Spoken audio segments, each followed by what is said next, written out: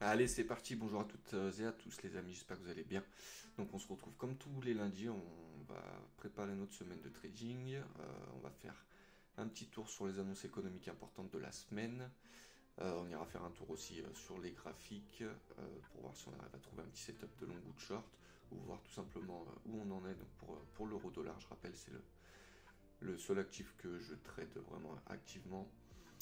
Donc grosse semaine. Donc cette semaine on a les décisions des taux d'intérêt donc de la Fed et de la BCE, donc Europe et États-Unis. Donc voilà, on va faire un petit tour là-dessus. Donc pour aujourd'hui, donc pour lundi, voilà, on n'a vraiment pas beaucoup d'annonces importantes, hein. Je vous ai dit vraiment les gros trucs, ça va être mercredi et jeudi. Et vendredi aussi avec les annonces PCE, mais bon, on va faire un petit tour quand même. Donc aujourd'hui, on a eu un discours de notre président de la BCE, mais ça n'avait rien à voir avec les taux d'intérêt ou quoi que ce soit. Donc voilà, je reviendrai même pas dessus, ça sert à rien. On avait l'annonce IFO, donc côté Allemagne, voilà, qui est un petit peu meilleur qu'attendu, mais bon, voilà, c'est pas super important non plus. Demain, confiance des consommateurs, pareil, ça va, c'est pas vraiment ce qui va faire bouger le marché cette semaine. Et discours de Lagarde, donc pareil, ça va pas être sur les baisses de taux directement, donc pas très important.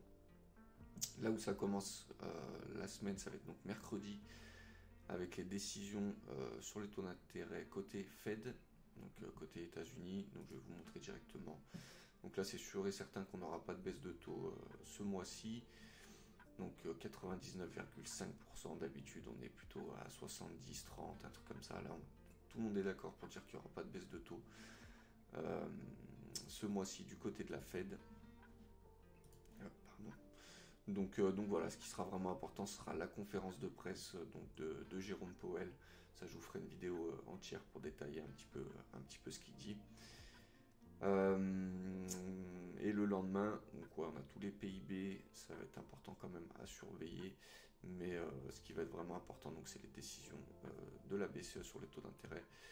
Donc on anticipe une baisse de taux de 25 points de base. Du côté de la BCE, avoir son discours, logiquement on devrait avoir une autre baisse de taux dans l'année pour la BCE.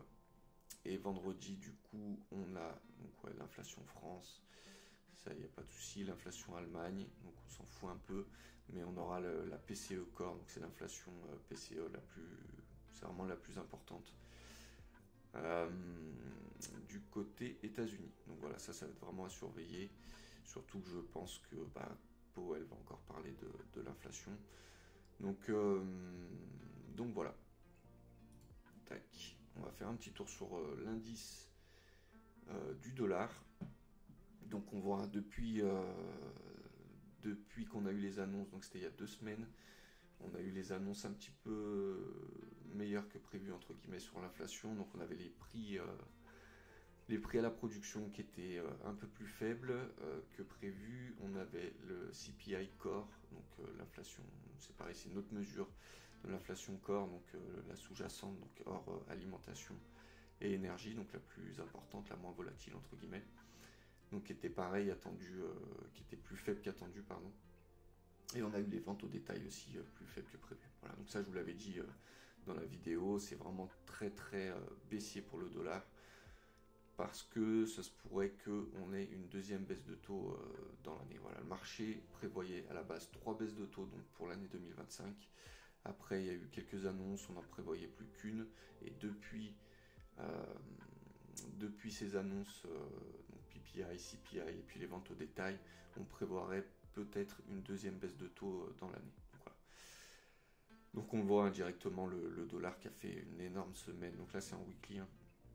L'indice du dollar, vaut mieux le regarder en weekly, ça le regarder en plus petit time frame.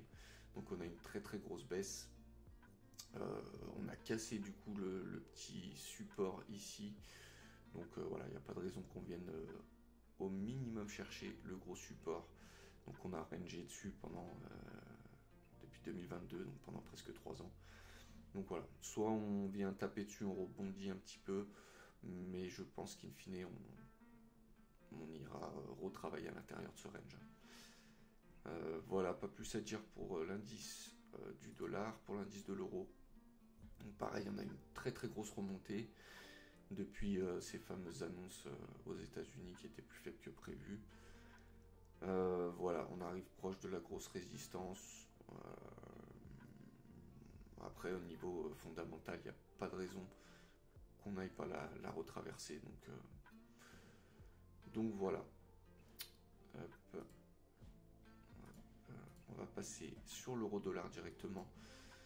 Donc voilà, on a eu les annonces, c'était un mercredi, donc on était tout en bas, on a remonté un petit peu et on voit que la semaine d'après les annonces là, donc, que je vous parle sur PPI, CPI, etc. aux États-Unis, on a eu une énorme semaine pour l'euro-dollar. Voilà, là on est en train de, donc on a cassé la petite résistance, donc c'était déjà vendredi. Ce matin on est repassé un petit peu en dessous et là on est en train de repasser au-dessus. Donc voilà, un niveau price action, il n'y a pas de raison qu'on n'aille pas taper le haut. Le seul problème, c'est à faire attention avec les grosses annonces qu'on aura. Voilà, moi j'ai tenté un petit long, on va voir, mais c'est un trade qui est quand même très très risqué.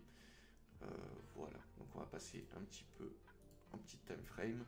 Voilà, donc je vous avais dit la semaine dernière qu'on avait une belle divergence qui se formait en daily. Qu'on avait eu une... on va zoomer un petit peu. Tac. Ce sera un peu plus parlant. Voilà, puisque c'est là un peu plus important. Donc voilà, qu'on avait une belle divergence, on avait eu un beau doji.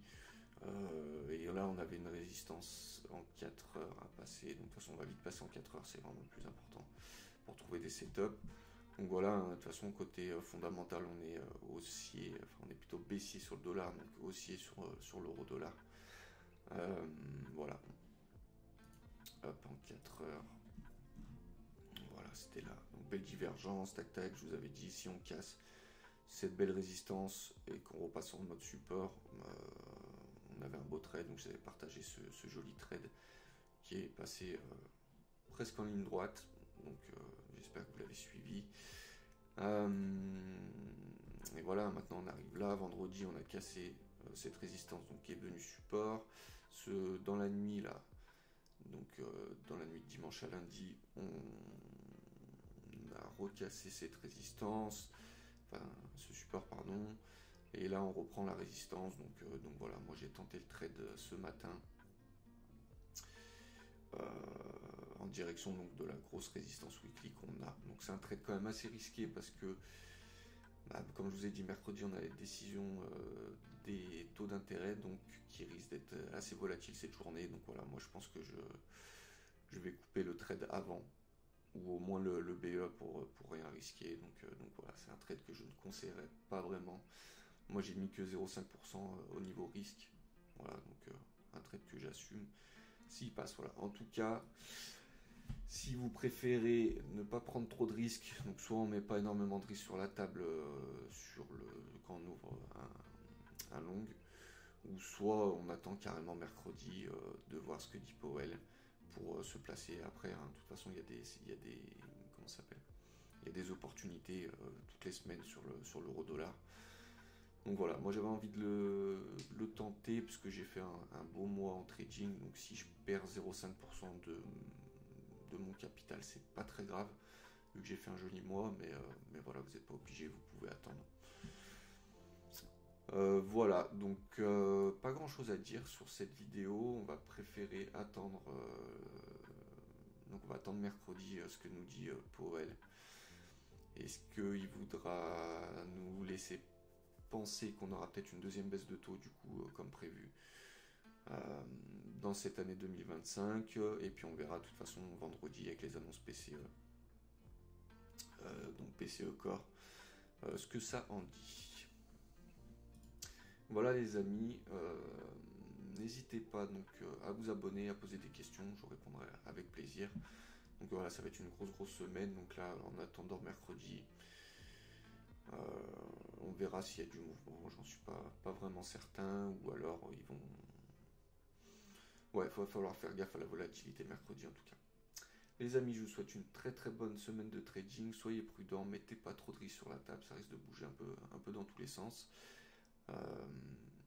Et puis voilà, abonnez-vous, tenez au courant.